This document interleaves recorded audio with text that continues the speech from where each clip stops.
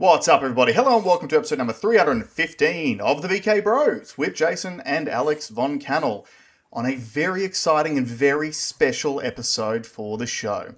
Because for those of you who've been with us for a long time, you may realise that this is our 6th birthday here at the VK Wow! Bros. 6 Happy years. birthday! Happy birthday to us. All of that jazz.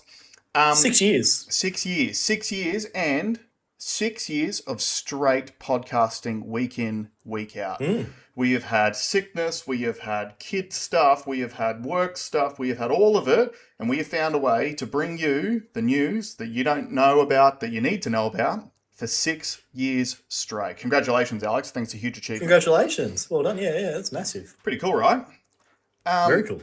Now, on that note, if you want to help us celebrate our birthday, do all the nice things. Hit the like button, hit the share button, talk to your friends about the show.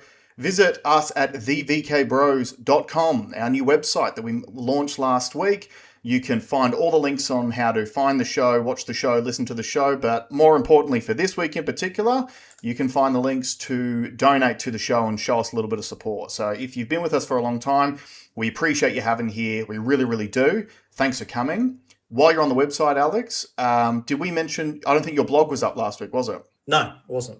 So, as we discussed last week, just briefly, the website is going to be a place that we can start doing some more long-form blog-style news. So, Alex has actually posted up his first blog from last week. It's a bit of a follow-on from last week's show about Chinese EVs and cars that are we used to trust that are now dying. So, jump on www.thevkbros.com. Check us out there. Follow us on Instagram. We post a lot of reels and stuff on Instagram as well too, so get involved in the conversation there. Now, I want to move on because we've got a lot of stuff to get into today. We are going to have some big conversations. I want to bring up one about the FDA in America approving mRNA flu jabs, which is very ironic considering everything that we discussed in the last 2 weeks. You've also got a big story that you want to talk about with Russia and cryptocurrencies and how that's going to affect global finances. But I want to throw a couple of quickfire news stories at you that we don't necessarily have to delve into all of them, but you just choose where you want to chime in and maybe give me your thoughts on them. So, first thing is, Elon Musk, just won a lawsuit this week against the esafety commissioner. Did you hear about this? No. So, to give you a very brief update, the esafety commissioner, now I'm pretty sure the esafety commissioner is currently batting 0% on lawsuits as we have continued to cover on the show. So she is taking your taxpayer dollars and throwing it into a burning furnace because she continues to bring up lawsuits which she fails to win. So converting cash into L's. Yeah. So this particular lawsuit, just to give people the scoop, it was literally the esafety commissioner attempting to double regulate the platform X. So we all know about the new online safety laws that have been brought in and the penalties for these different platforms. The esafety commissioner literally went to the High Court to attempt to argue that she could double penalize X for any infractions because they're not only a social media platform, they're also a messaging platform. Oh, righto. That was the whole basis of the court case, right? She was literally trying to double penalize X just because you can send direct messages on there as well. Now, she hasn't actually taken Meta to court to do the same thing, which is ironic, being that Instagram is a social media platform with a messaging function exactly the same. Facebook Messenger. Yep. WhatsApp is all Meta products. But we all know that the esafety commissioner has an explicit bent against Elon Musk, because Elon Musk is who prevented censorship back in, was it 2022 or 2023 took over Twitter? 23. Either or. The world, I don't think you guys realize how pivotal in human history Elon buying Twitter really was. The 100%. Only reason why we are actually able to talk about these things on, even like we're back on YouTube now and we're not getting censored on YouTube. The only reason is because Elon Musk broke the censorship stranglehold of these gigantic platforms. So, huge shout out to him. I also want to say too, in regards to the esafety commissioner, we know at the get-go that she's going to lose all of this because she doesn't have a legal standing to exist. No.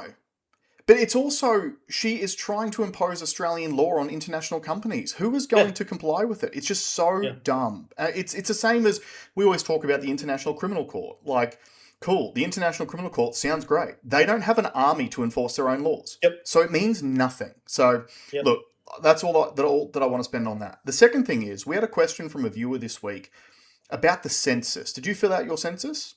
I did. You did. And they were looking for like conspiratorial angles behind the census, which I think was a really... I tried to. I was talking to you as I was doing it, and I was looking for it as well.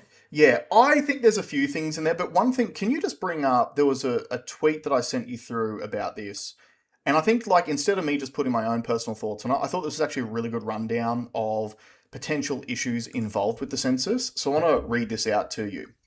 Hold on one sec. Here we go. So this is from Australia Explained, its Twitter account. Dear ABC, if you're looking for opinions on the census data, here's mine. I'm a former data analyst, crime data, but I also designed a data matching algorithm still used today by Victoria Police because of its effectiveness, so I have some professional skin in the game. I'm unable to defend the 2026 prioritisation of census questions.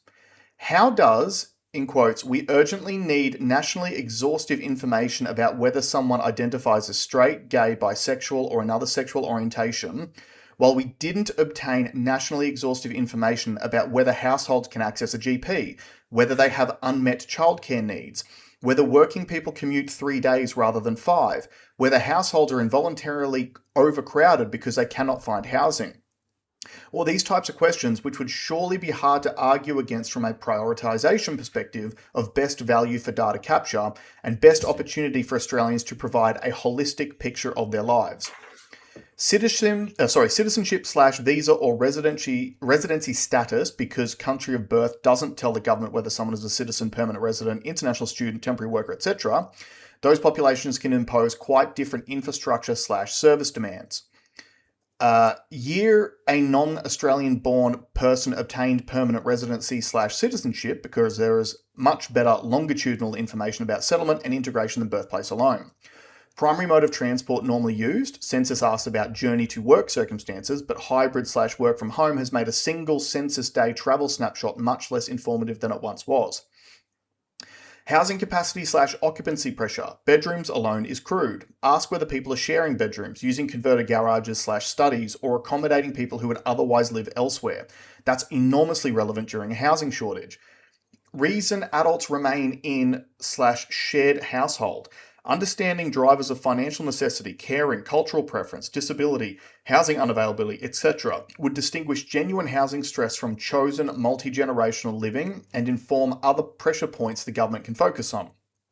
Internet quality/access as infrastructure in its own right, particularly with work from home, telehealth and online government services. Household energy characteristics, solar, battery, EV charging, gas/electric heating, etc. would be extraordinarily useful for electricity grid infrastructure planning.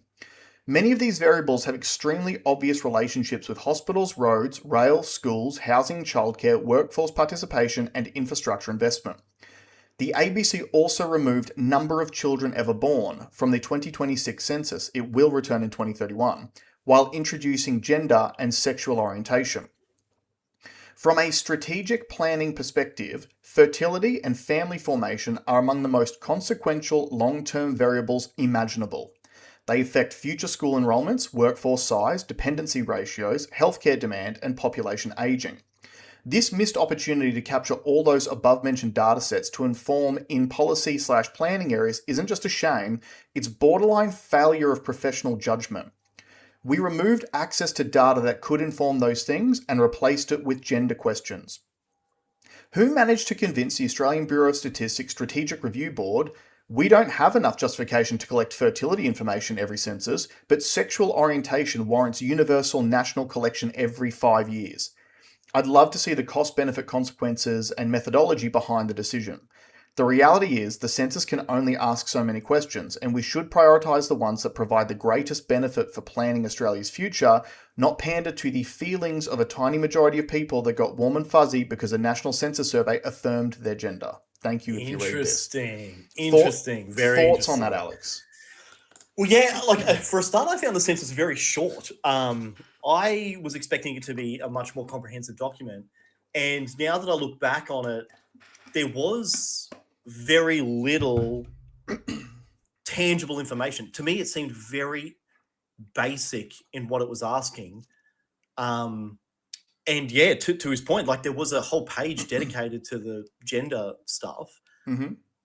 but nothing on fertility. And to what he said but didn't illustrate enough is like when he's talking about future planning, like how many schools will we need to build in 20 years' time? Mm. How many hospitals do we need to build in 20 Yep. years' time? None of that stuff was in it. Yeah, Was in the all of census. that stuff is future planning, infrastructure questions, which should be the basis of what the census actually is about. But here's the thing that I want to mention. This is the number one weak point of the census. It was sent to households, and it was all based on households. Everyone who is currently homeless is invisible on the census.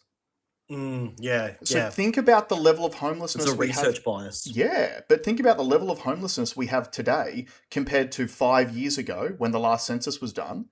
It's astronomically higher today. Now, every single one of those homeless people is invisible during a housing crisis. Right? So Very true. so in other words, the government's going to look at the census and come out and say, there is no housing crisis, there is no mortgage stress, there is none of these issues that One Nation keeps banging on about, because look, there are no one listed as homeless on the census. Those people don't even exist. Yeah, it's a bit of a data shit in, shit out scenario. Absolutely. So, like for example, I know in policing at the moment, domestic violence is the absolute hot topic at Yep. the minute, and I know having spoken to police officers, how their whole job has been hijacked by DV, Yep. and now DV is the talking point, and there's all this supporting information because you're looking for it. It's like, you know, when you're in the car, right, and you say, I haven't seen a red Volkswagen Beetle for a while. Yeah. And as soon as you say that, now you start seeing it. Yeah, confirmation bias. Well, that's what's happening here.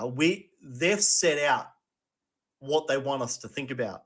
Yep. And none of it's helpful. No, and no, it's not actually helping you plan for the future. And that DV thing that you just mentioned, that's a really interesting point because, yes, domestic violence is a scourge in this country and has been for a long, long time, but it's also a symptom, not the cause.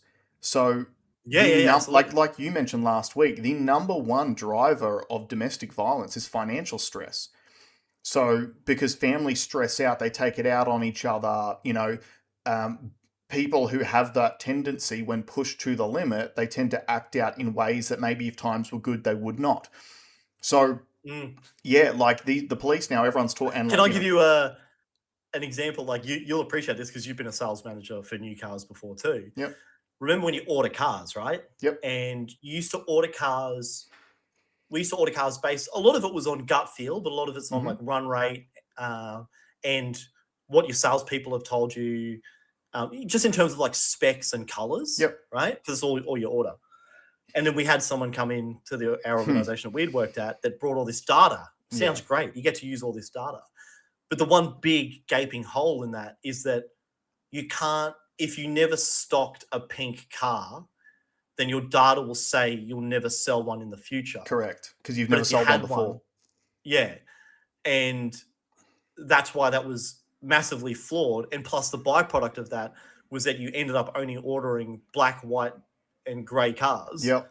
And then becomes a self-fulfilling prophecy where they're the only cars you sell, and that feeds back into with bad data. Yeah. Shit in, shit out. I used to have this argument all the time with manufacturers because we came through the time when the new car manufacturers were all about customer service. And so you would sell a car and then they would send a customer service survey to the customer. And if the customer didn't fill it out, because, hey, none of us want to fill these surveys out. We're done with the transaction. We've moved on with our life.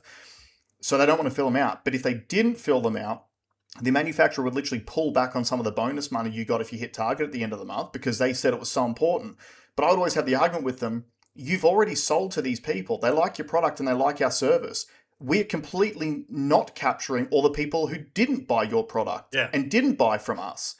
Like, so again, bullshit data in, bullshit data out. Like it's silly. Dude, why do I have to fill out a survey when I receive something from Australia Post? Yeah, you delivered the mail, champ. Absolutely crazy.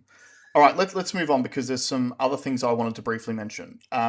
Here's a little one which is interesting. Hunter Biden's been doing the podcast circuit, Yeah, yeah, and we spoke about this morning because you watched him on one podcast. I've watched him on a different podcast. Now, if anyone long term followed the show, you would know our thoughts on Hunter Biden and the Biden crime family, right? We are negative towards the Bidens. yep, But here's the thing that I found really interesting about our conversation in regards to him. We both said he's actually quite endearing. It's yeah, like yeah. when He's you an endearing listen to guy. him speak, he's obviously intelligent. He's got some Yep, social skills. He's kind of funny. Like he says some things in an endearing way. He's obviously been through some gigantic things in his life, drug addiction and death of his brother and all that sort of stuff. But he was able to make light of himself too, which is an yep, endearing quality in people. And what this made me think about was I'm sure we would have discussed this on the show before, but in case we didn't, do you remember it was a little while ago there was that study that was put up about political leanings between men and women yep, and how young women in particular, so the narrative is that young men have lurched to the far right, yep, but the actual data shows that young men have been very consistent for decades. yeah, It's the young women that have been radicalized and moved further to the left. Therefore, the gap seems a lot wider than it used to yeah, be, right? And what was really interesting out of that study was it showed that men are more tolerant and willing to listen to the ideas of their political opponents than women are tolerant of disagreements with people on their own team, yeah, yeah. right? Because WNBA, case in point. oh, dude, yeah, don't bring up the WNBA, man. This is wild, wild Yeah, stuff. But I just found that interaction between us because it was organic. It wasn't planned. It wasn't like we're trying to do it yeah. for the show. But literally, we both came to the exact same conclusion. Hey, we listened to this guy that we know is a scumbag. We know his family did some bad things. And yet, there are redeeming qualities about him. And we're like, yeah, it was actually not a bad listen. Yeah, and look, props to him for literally throwing himself into the fire because he hasn't got a great moral place to come from. Yeah. But he sat with multiple people on the other side, like they are not his friends. And for me, it started in the Barstool world. There's one guy, Jersey Jerry, that absolutely hates the Bidens, and as a troll, they gave Jersey Jerry a cameo from him, and Joe Biden was in the room as Yeah, well. nice. And then like even Jersey Jerry, who's a hater of the Bidens, like, well, you can't hate that. That's actually really nice. Exactly. And sure, they paid for it, but Joe Biden said because both his son and Jersey Jerry are recovering drug addicts. Yep. And Joe just said something really nice. He's like, stay on the path, and Yep. it was just really nice. And even the biggest haters of the haters is like, oh, well, this is a real interaction with a human, and we can agree on those things. Something he actually said that sort of weighed really heavy on the podcast I listened to was, imagine being him. So for those that don't know, he was smoking crack. He was with strippers and prostitutes all the time, and he was filming it, and the pictures got out while his dad was the president of the United States, right? Yeah. And can you imagine feeling that, put yourself in Hunter's shoes, you could potentially change the course of global history because your dad is the most powerful person on earth. Mm-hmm. And you might cost him the election, right? Because of selfish actions that you've made yourself. Well, that is a heavy Fortunately for Hunter, 50 former intelligence agency members signed off on an official affidavit saying that the laptop didn't exist. Yeah. Don't forget them apples. Yeah. But here's the thing the point I want to make, and this actually segue us through to the next thing. I find this the remarkable... So, okay, everyone talks about the left-right divide, and a lot of people want to pretend it doesn't exist. It does exist, but not in the way that people think it does. it's not a fundamental difference in what people want and need from the world. It's really not. It is the fundamental difference to me is how the different sides interact with the world. Okay? So I would also say it's two different ways of approaching the same problem. yeah, but I would agree. But again, fundamentally different. So this was a really good example, right? Because Hunter Biden has done, from the podcast circuit that I've seen him on, he's done Chris Williamson, who was just recently attacked by left-wing media as a podcast bro, toxic masculine guy, which shows they've never listened to his show because he's clearly not. Yeah. He did Tucker Carlson, who's a right-wing extremist, if you ask the same leftist media, right? Yeah. So, and look at the reaction. So we would be classified as right-wing people, even though we are devout centrists, realistically. But the media would describe us as far-right extremists, right? Look at our reaction. An old man at the gym said that I was, what did he say? He goes, I'm further right than Genghis Khan. Well, in fairness to Genghis, I think he would be classified as a leftist these days. Yeah.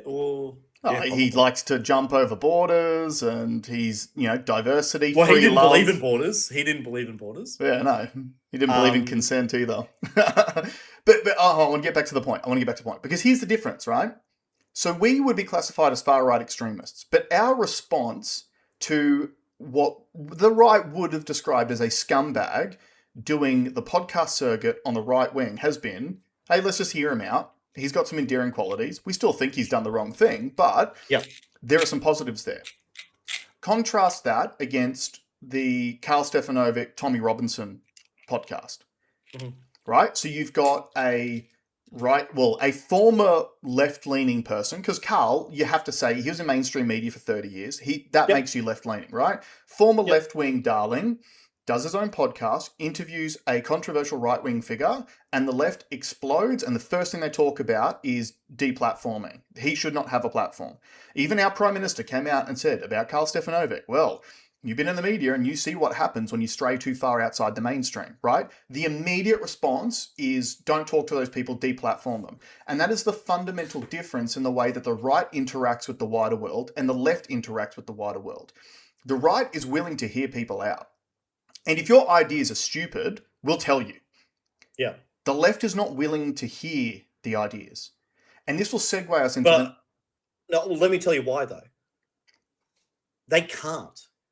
Because their ideology is so immoral that any questions will unpick it. Yeah. Therefore, they cannot answer questions, so they don't. Yeah.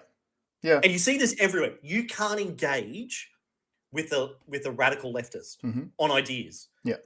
Because they never attack the ideas because they can't. Yeah. They can't back their ideas. They have sentiment, they have a feeling, they have a vibe, they have Marbo, right? They have a vibe of the way that they think the world should work, okay? And that vision is inherently good. I'll agree with that. It's usually a good thing. They want nice things to happen. But the only way to achieve the goals that they want in the way that they want is through violence, is through cancel culture, is through silencing. It's authoritarian control. And that's what makes it unnatural. Yeah. You cannot, if human nature, the ideal, so if you were to reset society and you were to have the perfect society, you wouldn't have to force it. No. You should let the people decide what a society looks like and let the natural flow of culture become whatever that culture is. Yeah. As soon as you start to say, can't do that, can't do that, can't do that, can't do that, can't do that. And as soon as you open yourself up to saying, this thing is wrong because of blah, well, then the next logical step is the next thing is wrong, the next thing. You are just on this trajectory to where everything becomes illegal. Yeah. Okay. Yeah. And it justifies violence is where the end point is. And the only repercussion is violence. The only way for them to get what they want is through authoritarian violence. Yeah, and so that's all been by design as well, right? Like even things like over the last decade where we were essentially psyoped to say that words are violence. If you Yeah. say that words are violence, then that means that you are justifying, like basically using violence to stop violence. So like Charlie Kirk's assassination was justified by the left because they would claim that he was a violent person because of the quote unquote hate that he was spreading, right? So the other problem with leftist thinking is that a lot of their ideas are directly contradictory. So look at it from an Australian perspective. It is the left every single Australia Day who claims that it is Invasion Day and we are colonisers and British colonialism is terrible and they never should have come here and we should give the land back to the Aboriginal people. It is also those same leftists who are like, bring in more immigrants. We need more brown people from third world countries to come to this country so I can feel better and feel less white guilt. So those two ideas are directly contradictory, right? Another one is their stance on abortion. So there was a state in America that I don't remember which one it was, but it was just recently, they just legalized abortion up until birth. Now, I think that all of us know that your level of comfort with abortion is on a spectrum and no one is exactly in the same spot. We all understand that in some cases it's warranted, but it should be limited to those cases as much as you possibly can, right? We get that. But and what was crazy about it was a female mayor signing off on this legislation, surrounded by women, all clapping and cheering. Right? So legalizing abortion up until birth, because in the leftist mind, my body, my choice, women's rights. But that doesn't apply to the child. So those two ideas are directly contradictory, right? Even if it's a female baby, well, all of a sudden her rights don't matter because it's my body, my choice, except it's their body, your choice, right? Directly contradictory. And we spoke about this. I've got another one. I have another one. Mm-hmm. Everything the world's run by straight white men. Oh, boo, Pauline Hanson. Exactly. That's like, and that'll segue us into the next story because I wanted to bring that up too. But that's the thing that I find so funny about, leftists. The person they're attacking the most is the only female leader running for the prime ministership, and all the right-leaning dudes are like, "Go, Pauline Hanson!" Like we would be accused of being misogynist and all that sort of stuff, but we're the only ones backing the female candidate, which is. Yeah, I got to claim that moral high ground the other day because nice. Someone called me a sexist. I'm like, dude, I've been voting for a female prime minister for 10 years. Yeah, have you? Like, I'm the opposite of that. You haven't. You want the country run by straight white men. That's your actions have done that. Mine have done the opposite. Yeah, because I believe in actual equality. Yeah. So that brings us through to the next thing. So this is what I want to discuss too, because it's Friday afternoon at the moment. So yesterday we saw all of these marches, or these protests all over the country of school children being given the day off school to go and protest against Pauline Hanson. I want to throw the floor to you because I want you to get your thoughts on this first. Being someone who is close to the coalface of people who are also protesting Pauline Hanson, what's your thoughts on it, opinions on it, extrapolate it out a little bit for the audience? Look, I'm going to cut straight to, I'm going to say the thing, I'm not going to be delicate about it. It's absolutely moronic. And the reason why I say it's moronic is because none of these people have read any of her policies. Yeah. None of these people have watched any long-form stuff. None of these people even know the definitions of the things that they've written on their placards. To call her a fascist, right, is so dumb. To call her backed by billionaires and not realize that they're all backed by billionaires. She's got one that she just got. She's been in politics for 30 years. She just got herself a billionaire backer. And now she's doing the bidding of billionaires. It's absolutely moronic. And the fact that these teachers have taught them. Now, I don't know if I mentioned on the show, but I was talking to a young guy who's not into any of this stuff. He's one of the new trainers, right? Mm-hmm. Great guy. How old is he? Just to get an age range? He'd be mid-20s, I think. Okay. Yep. And his girlfriend's a school teacher. Right. And I said to him, I talked about how dangerous it is indoctrinating children and having them talk about these things that they don't have the mental capacity. They should be focused on learning STEM shit, right? Yep. Real Math, shit. English, how the world works, how to pay your taxes. Yep, sciences, all that kind of stuff. That's going to put them in the best position to learn how the world works. Mhm. Okay. And he goes, "Oh, I don't think they're indoctrinating kids." And I was like, "Well, I can show you like evidence. Like on our show, we've put some of this stuff in our show where state governments have told schooling bodies to, to talk about all this gender stuff, right? Yep. Which is just biologically crazy. We're going to look back at this and it's not going to favor. We're going to be like, I can't believe we did this to kids. Okay, This we will know be that's us going to happen. talking about on the show in 10 years' time, going, "We told you," just like COVID. But then he goes, "Actually, now that I think about it, I went into her classroom because I had to do." He's like a football coach as well, Mhm. and he goes, "There was a lot of like they put all this artwork that the kids had made, grade fives, and they had put like it was all this gay stuff, all this gay pride stuff, and hashtag ally." Well, how did a grade fiver know what that is? Mm-hmm. Like, for a start, they're not supposed to be on social media, so they're not seeing it on social media. So, so hashtags are for social media, right? If you don't have social media, you're not using hashtags, right?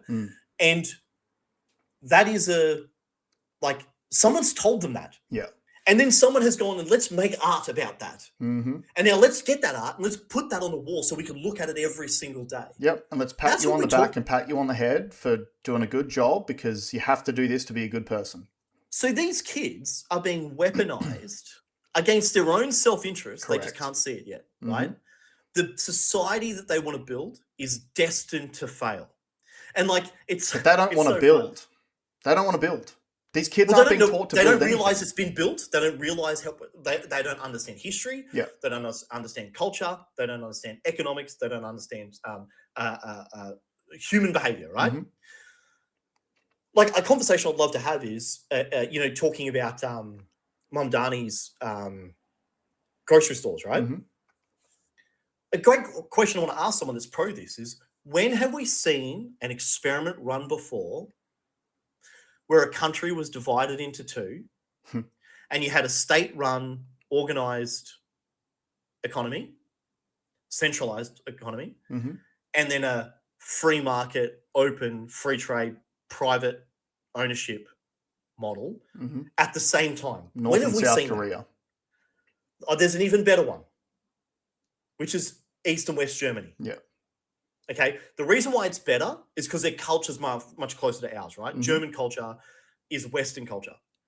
After World War II, they split it down the middle, the Berlin Wall, okay? Now, ask yourself, which way, so they put guns at the wall and shot anyone that went over. Which way were people going? Everyone was trying to get to the capitalist side. Right? Yep. So there's a real world experiment that you would have to try and say, well,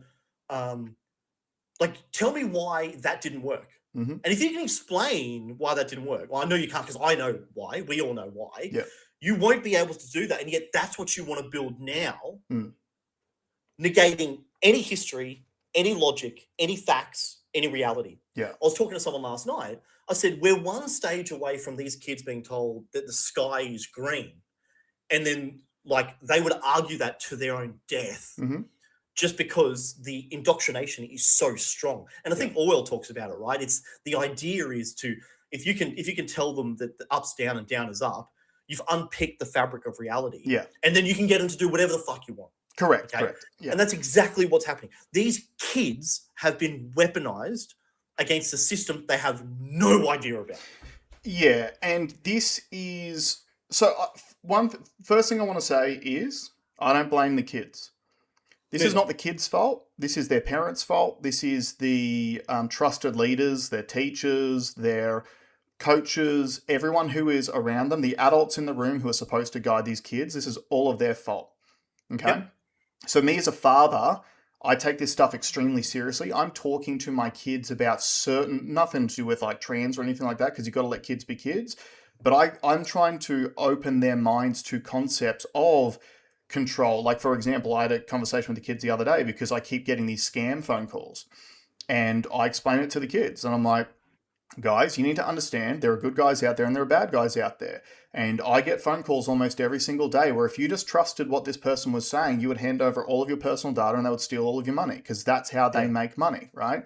And so you're trying to open their minds up to these concepts. But this is what the Communist Manifesto talked about. This is the long march through the institutions. The communist plan was always this: you will never beat capitalism in a kinetic war.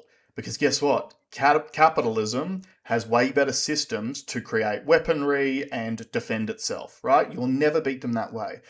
The plan was always this: you get into the institutions, you institutionalize left wing ideas, and you indoctrinate the kids into it. So in 20 years' time, capitalist adults wake up in a communist country and have no idea how it even happened. These kids and these protests are a direct result of the long march through the institutions. This is what they're being taught at schools. This is what they're being taught, particularly in universities. And the problem is that these universities are becoming more and more far left echo chambers as every generation goes through, because a right-leaning person does not succeed in that environment and they don't enjoy that environment. So a right-wing person, even if they do get a degree, is usually not going to go back into that environment as a lecturer. It'll be the left-wing people who love the ideas, who love the indoctrination, who are activists by nature, who will stick around and put these ideas in the heads of impressionable young kids as they come through. And what we saw yesterday with these kids marching, having no idea what they're talking about, is a direct result of that. Now, here's the other thing that I want to talk about just briefly before you respond. This is why leftist governments all around the world want to lower the voting age to 16. Yeah, totally. This is exactly why. Yeah. Because young kids, and I posted about this today on Instagram, but young kids are extremely easy to radicalize. They're idiots. Well, it's not even that they're idiots. They're useful idiots. They are. We know that. I was an idiot. Useful idiots is a better term. Useful idiots is a better term. They're not dumb. Kids are pretty smart, but they're hopped up on hormones. They are, a lot of them, especially the young women, we know are very insecure. So to young women, it is incredibly important to feel like you're part of the in-group, because that's how you feel safe, right? And so when your schooling tells you that the in-group believes left-wing stuff, you are just, even if you don't believe it at face value, you'll pretend you do to fit in. Yeah. And the more you're exposed to that over time, the more you hear it, the more your brain starts to think it's true. Yeah, there's that stat that talks about the belief in a thing. Your questioning of a topic reduces the more times you hear it. Mm-hmm. So if you keep hearing that this is the right thing, this is the right thing, this is the right thing, this is the right thing, you stop questioning it and you just believe it's the right thing. Yep.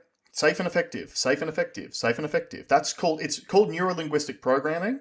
And, everyone forgets, but we talk about COVID all the time. Don't forget, guys, there were nudge units that the government employed, psychological nudge units, to craft the language that they use to control your behaviors and control everyone in your circle, right? But you know what it is? It's the left does not care about the output. They care about how they feel and the messaging of it. Yeah. So, for example, I've had robust discussions with commies, and they get offended by the way I said it, as opposed to what the idea, the objective of the idea is. Like I said before, that's how they interact with the world. That's the fundamental difference. Whereas you being a right-wing person, if that lefty came to you and said, I believe this, and you thought it was dumb, you'd hear them out. And you'd say, okay, explain it to me. How did you get to that result? Like, what have you based that on? And then you'll look at it rationally and you'll pick it apart and you'll say, well, I believe you're incorrect because of this piece of data, this piece of data, and this piece of data. And normally when you get to that point, they shut down the conversation because they don't want to hear it anymore, right? Yep. Like, that's pretty standard. But yeah, this is the thing. So about these kids, I don't blame the kids. The number one person in these kids' lives that I blame, to be fair, is their fathers. If your kid's thinking this stuff, dads, you fucking failed these kids. Yeah. You failed them, whether you were present or not, right? We know that a lot of that generation and ever more, we're raising kids in single-parent families. It's my job as the dad to say no. I understand that that's my job, right? So, like, I think I mentioned this, I'm pretty sure, on last week's show, but I'm just going to briefly mention it again. It was that study that I think it came out of Russia, which was talking about men and women's difference in response to seeing bad guys get punished. Did I mention this on the show last week? Yeah. Right. So brief recap, they had a bunch of people playing like board games, and they were actors, and some of them were cheating in the game and some of them weren't. And if you got caught cheating, they would give you an electric shock. And then sometimes they would say someone was cheating when they weren't, they would electric shock them as well. And the difference in the neural responses between men and women were very, very interesting. So in men, when they saw a cheater get zapped, the dopamine sensors basically lit up in the man's brain because we enjoy justice. We enjoy seeing someone doing the wrong thing get punished for that. And that's why you're seeing guys like us roasting Fauci, because we want to see him get punished because he deserves it, right?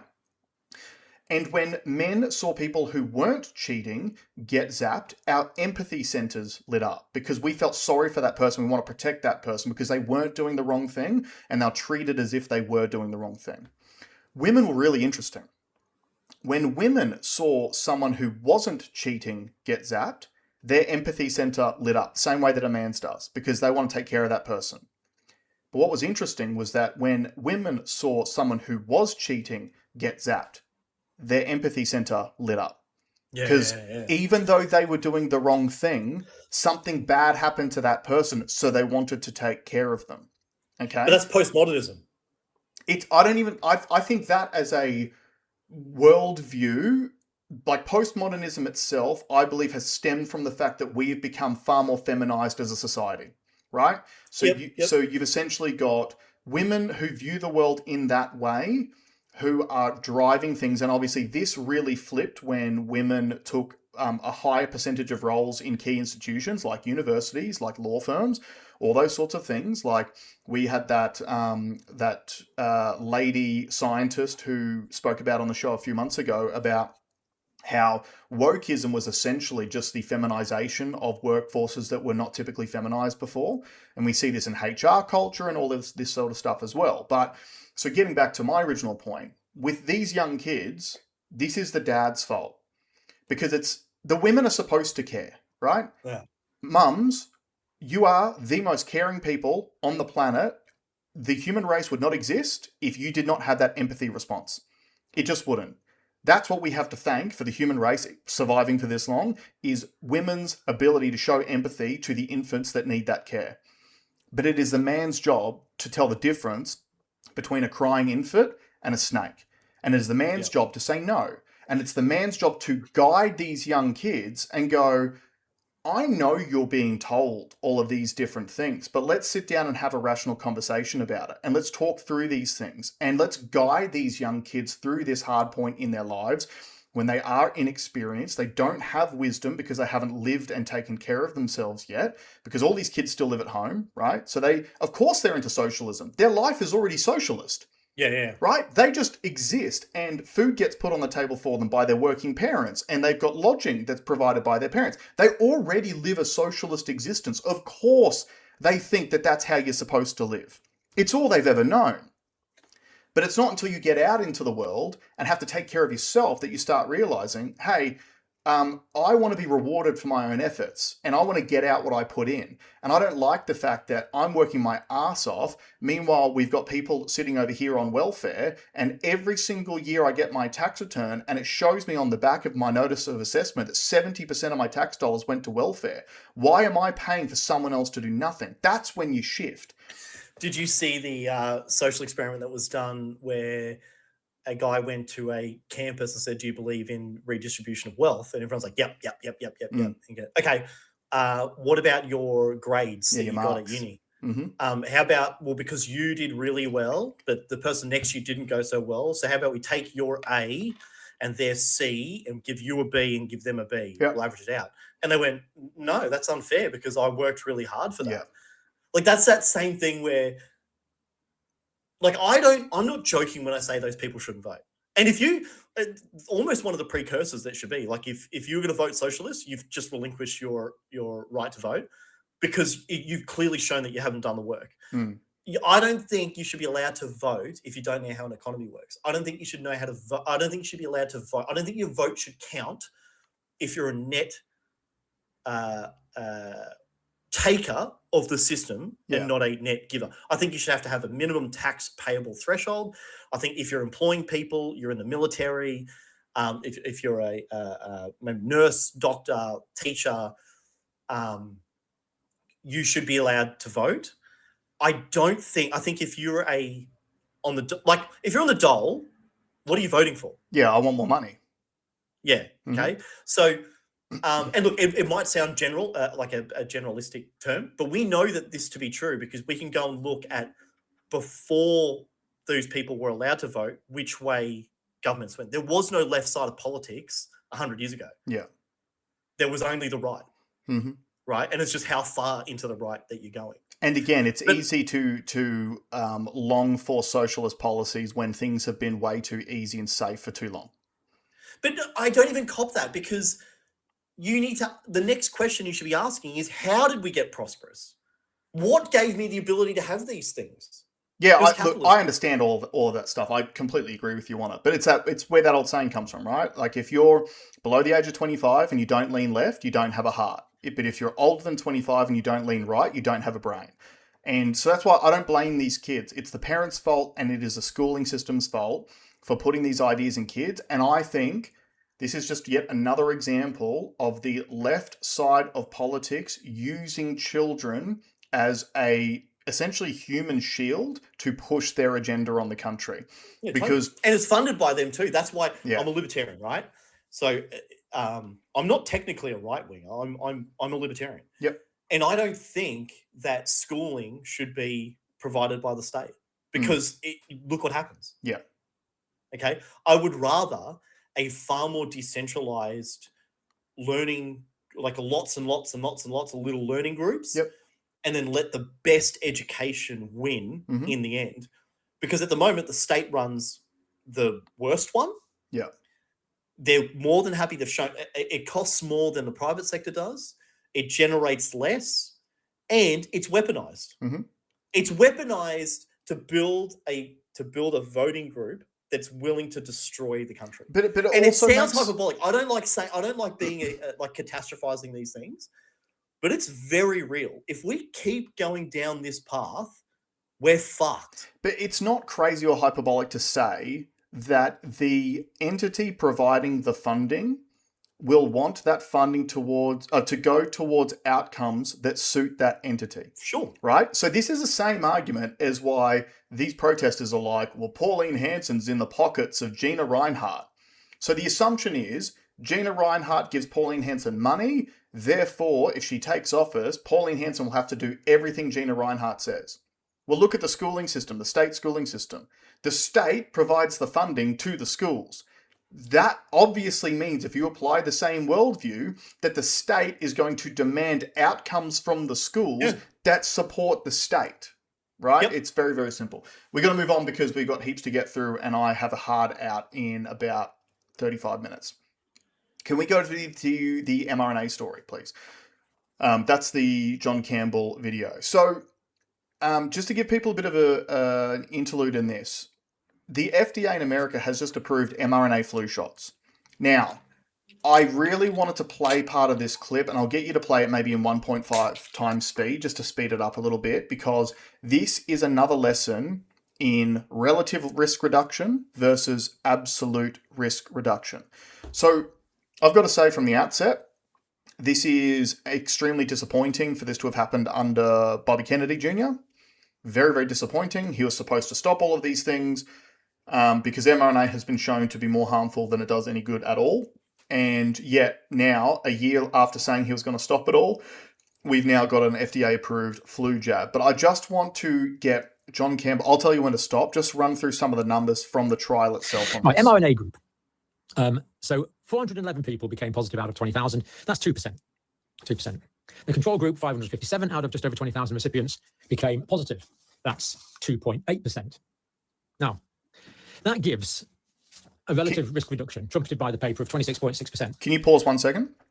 Just to remind people, they don't test these vaccines against saline. They test them against a previously approved vaccine.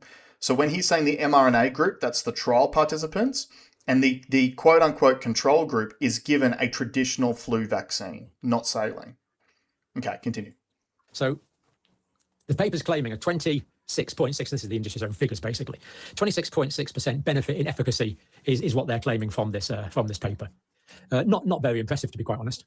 I wouldn't have thought, but if you're looking at an absolute risk reduction, I'm no statistician, but if you're going from 2% absolute to 2.8% absolute, I would say that's not a 26.6% relative risk improvement, although it is statistically, but it's a 0.8% absolute risk reduction.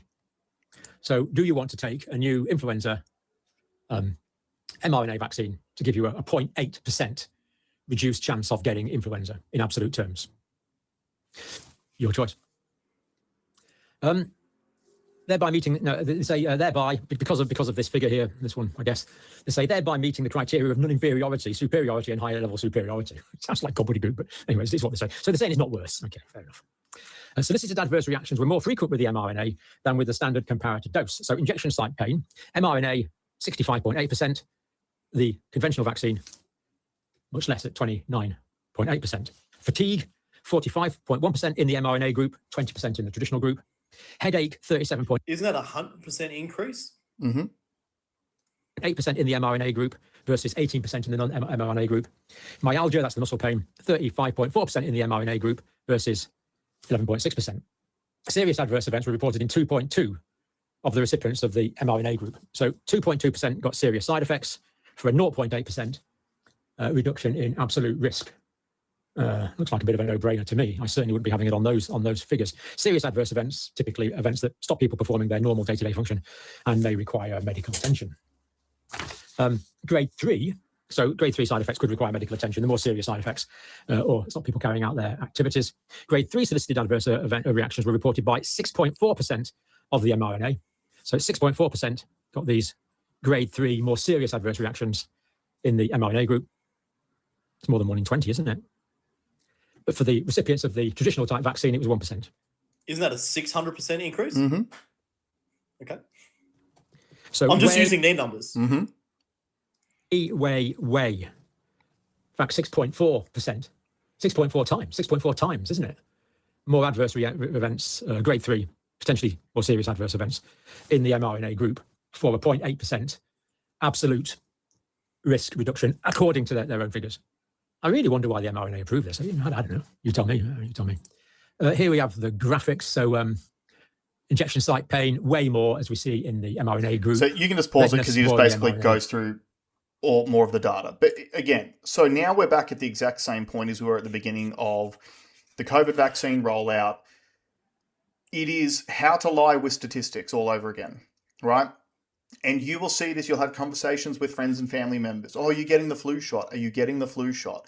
It's a 26.8% more effective flu shot is what they will say on the news and what the doctors will be telling your friends and family members.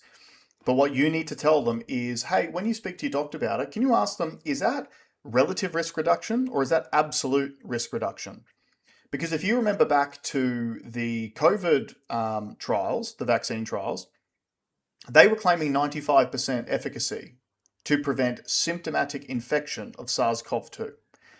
That was based on the fact that the vaccine group had one person get infected with COVID, which was detected by PCR test, and the non-vaccine control group had 2 people get infected.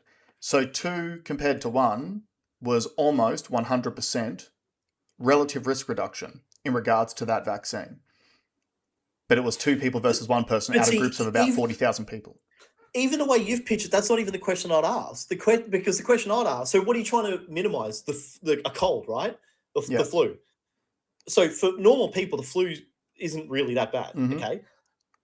The better question is that I'll be asking my doctor, what is the absolute, what is the relative risk of well, it's injured by what is the absolute risk of flu versus the absolute risk of these adverse events? Because the adverse event is 600% higher. Correct. Yep. Serious grade 3 adverse events were 640% higher in the mRNA group than in the non-mRNA group. And let me just throw this out there, right? It might have nothing to do with what's in the goop, right? But the fact, like, what if you're going and getting these things to try and mitigate against the flu? Like, what if the batch is contaminated? What if the needle has bacteria on it? What if, like, there's all these additional things that can happen. You open yourself up to the risk to avoid the flu, which for normal people, normal healthy people, doesn't do anything. Yeah, and don't forget too, do you guys remember back at the start of the vaccine rollout where they were saying that it's so important to have this cold storage network because you had to keep the mRNA at these freezing cold temperatures? Yeah, then they realized, oh man, we're going to miss too many units. Yeah, Fuck we that, can't don't get worry these about it. units out with all that cold storage. So then they just didn't bother. And not only did they not bother at all, but you had multiple doses per vial. So like you might come in and be the third dose out of the vial. So that vial's been opened and closed twice before you've even used it. Like all these other issues. But again, this goes back to exactly what we spoke about COVID and what the PSYOP was for COVID. This was always about money. There's a lot of people talking about depopulation agenda and all that sort of stuff. Yeah. I'm not there yet. I don't agree with that. At the end of the day, money makes the world go round. And what we covered years ago on the show was that during the start of the vaccine rollout, we discovered that about 80% of the medicines that had patent protections in the United States were due to come off patent in 2025. So for those of you who are new viewers, welcome. Happy to have you here. But what that means is that in pharmaceuticals, it's all based on what happens in America.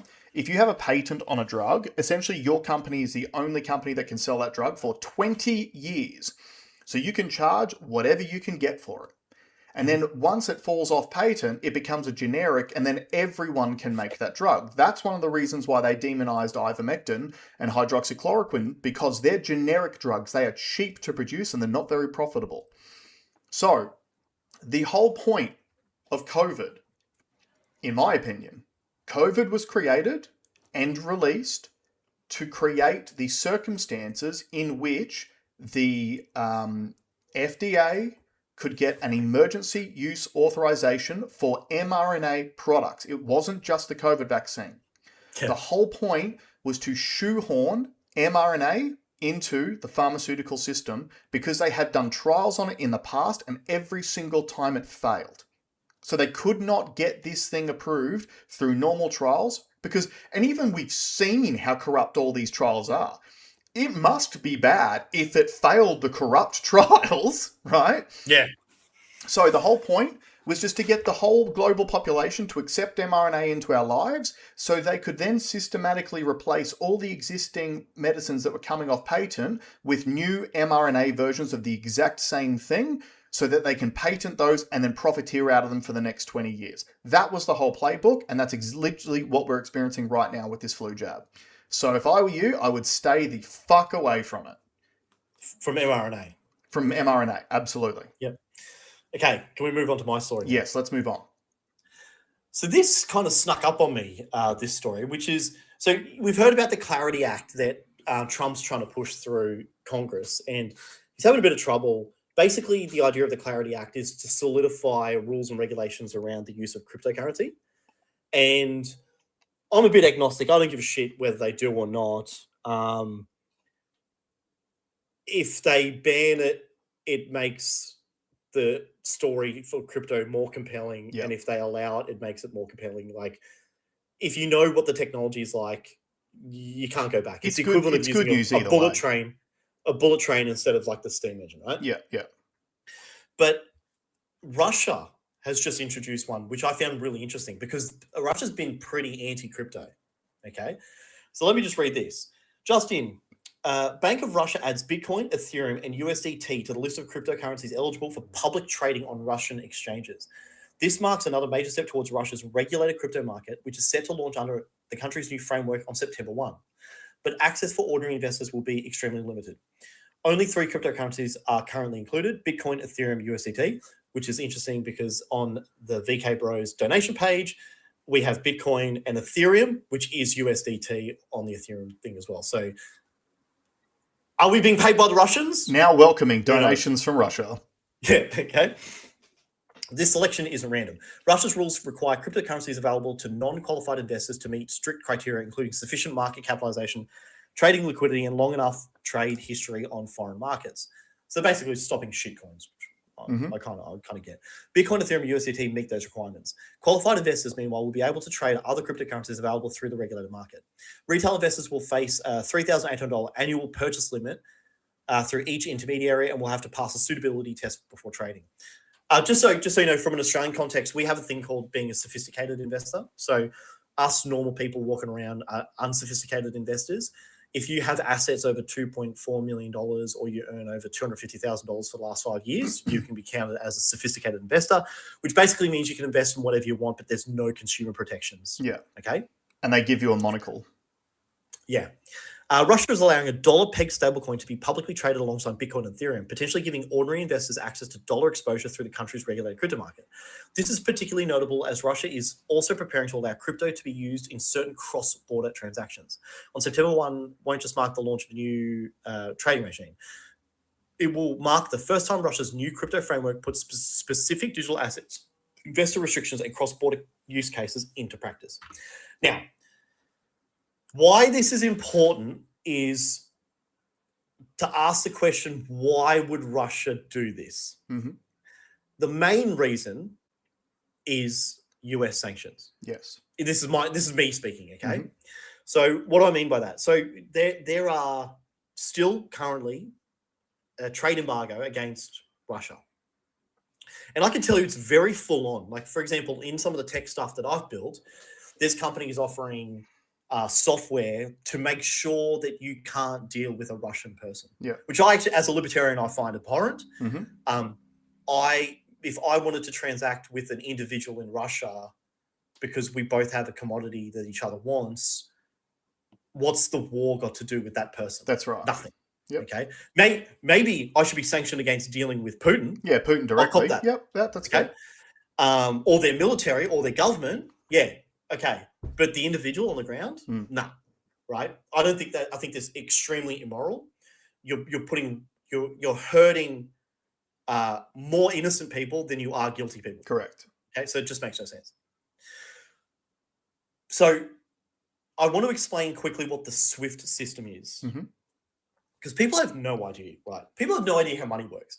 So, if you have an Australian dollar and you buy something in America, your dollar never goes there. Okay? Did you know that? Yeah. Most people don't know that. Most people have never asked the question of what happens.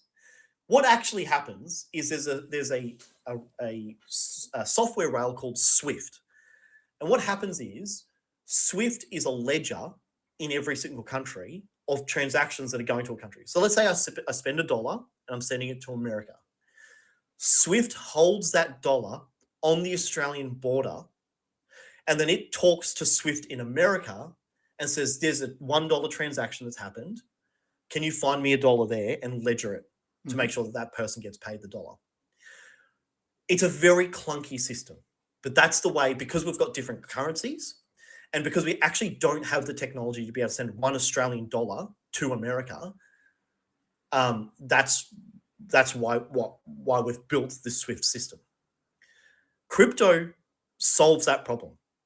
Crypto, any person can essentially be their own bank, open up a bank account, being a crypto wallet, and send real value directly to the person. So you can get a US stablecoin, which is a digital dollar that's pegged to the value of $1, and I can send $1 to the person in whatever country, and they can receive that $1, and then they can do whatever they want with it. Okay, that's the analogy I made about using a bullet train as opposed to a steam engine. It's way easier, it's way smarter, it's way more efficient. It would save the global economy trillions of dollars. Because it's freedom focused and cuts out the middlemen. Right? And it's just a smarter digital. It's like email instead of post. Yep. All right. Now, why this is significant, and here's a question I have for you. And I even asked my finance mate today, and it like his brain started melting. He's like, I need more time to think about this. Why would America? I can understand why Russia's done it, right? Russia's got, during the war, America threatened to just essentially confiscate the $600 million that was sitting in the SWIFT system that was due to go to Russia. They're like, well, we'll just swipe it. And we had said on the show, well, that's great, but there's $400 million sitting in the Russian SWIFT system that's due to go to America. So essentially it's only a $200 million loss, which is negligible. So it makes sense for for Russians to do it because now they essentially have developed a workaround for the SWIFT system and to guarantee some of their sovereignty. Okay. Mm-hmm. But my question is, why does America want to bring it in when their power comes from the restriction of the use of the US dollar, the forcing of oil to be purchased in US dollars, and the national debt, the huge debt, $30 trillion? It's No, 37 or 38 now, I think. Nearly $40 trillion worth of national debt, all to be denominated in US dollars. Why would they want to relinquish that power? That's my question. So I know you have a theory on this, which I think has huge legs. So I'm not going to explain your theory on it because I tend to agree with you with it. But there is actually a wrinkle to this now, which is appropriate today, which wasn't appropriate 2 years ago, which is, like you were saying, the US dollar is the petrodollar, and that's what has basically kept America as the global dominant force, because they force people to transact in US dollars to buy and sell oil. Now, that would have mattered a lot traditionally for the last 50 to 100 years, because the majority of the oil was coming from the Middle East. And so essentially, a lot of the countries in the Middle East are allied with America's eastern enemies like China and Russia. Would that be fair to say? Yep. Apart from Saudi and those sorts of things. But look, Iran, obviously, gigantic player in the region, is more aligned with China and Russia than it is aligned with the United States. So it makes sense in that regard to force those countries to essentially prop up the US economy by keeping the US dollar so strong. I think what Trump has done over the last 18 months in regards to creating an America which dominates the global oil market now makes the US far less reliant upon the petrodollar system. And this is one of those concepts which it's kind of hard to explain to people because, look, love Trump or hate Trump, everyone, wants to disagree with what he's doing in Iran. And, it's this whole thing of this like, oh, 1 week the Strait's open, the next week the Strait's closed. And everyone's like, oh, well, Donald Trump's failing because the Strait of Hormuz is closed. I do believe that this is a 4D chess play. I think Trump wants the Strait closed. Because when the Strait's closed, where does the rest of the world go to get their oil? They're going to the United States now. So remembering stepping it out. Day one in office, drill baby drill. Approved new oil drilling, started drilling their own oil. A few months later, takes over Venezuela's oil, right? Sends in US oil companies to rebuild the refineries, to extract all the oil. So now America controls a gigantic oil basin in Venezuela and is shipping it out of US ports now. So if the Strait is closed, everyone has to go to the US to get the oil. So this whole petrodollar system is actually sort of flipped on its head, because you no longer require the petrodollar to be dominant, purely based on the fact that if the Strait stays closed, the US is going to supply the oil anyway. And it's, instead of it being a petrodollar dominance, it's going to be an oil and energy dominance. Petrol dominance. Yeah. And it's natural gas too, right? So can I now roll over to you, because I think this is where your theory on why they are doing it comes into play in regards to the national debt. There is a huge play, and I can't I'm yet to find the perfect piece of content to prove that this is, because this is a big play, right? Yeah, be concise, because I got to wrap it up in 7 minutes. Yeah, there are rumors that he's doing this to move as much financial velocity across to crypto to then revalue the US debt and get rid of it. Yeah. Okay. Now, little side note, Tether, USDT.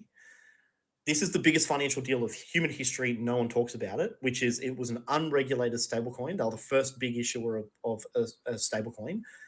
It's based out of the Cayman Islands or something, and did no real reporting. It was a private company. they did for years and years and years. They tried to ban it. Trump gets in and he does a deal with them. And the deal is you can't prove that you're backed dollar for dollar. You say that you are, but you can't prove it. Mm-hmm. What if you could prove it by owning US Treasury bills as collateral? Yeah. Okay. So for each dollar that you give them, they grab that real dollar, buy a US Treasury with it to back it, issue you a digital dollar. Mm-hmm. When you want to, let's say you want to give that dollar back, the digital dollar back, they can sell that treasury for the US dollar, give it back to you. Okay. So that makes it a nice square transaction. In doing so, you have created the largest purchaser of US treasuries. Correct. Therefore solidifying the value of the US dollar. That's right. All right. You've now also supercharged the US dollar's ability to be used throughout the world.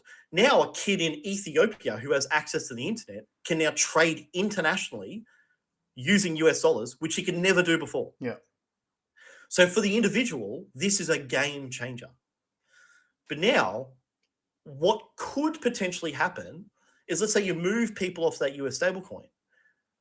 Trump could go and revalue all of America's assets, being their treasury, being their gold stores, being their oil. And the gold stores too, don't forget, we covered last year that the US was shipping in truckload of gold back into their storage again. Also, the largest private owner of gold is Tether. Yeah. Okay. Now, if there is an argument that can be made, and it's a huge play, but I have got some precedents where this has happened before. Trump goes and moves as much velocity as he can over to the digital dollar, revalues America's value in all its commodities, and wipes the $40 trillion in debt and reissues a new currency to replace it. Okay? Now, sounds fucking crazy, but that's what the euro was, right? The euro was the Eurozone, had a whole bunch of different economies that were all running in line, some performing better than others. Germany, France were killing it.